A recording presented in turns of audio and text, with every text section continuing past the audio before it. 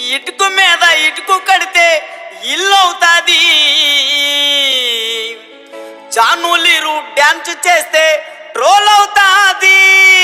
ఆ ట్రోల్స్ పైన ఏడుస్తూ కూర్చుంటాది. ఆ ఊపురా బెర్రీలు చూస్తే జాలేగుంటది.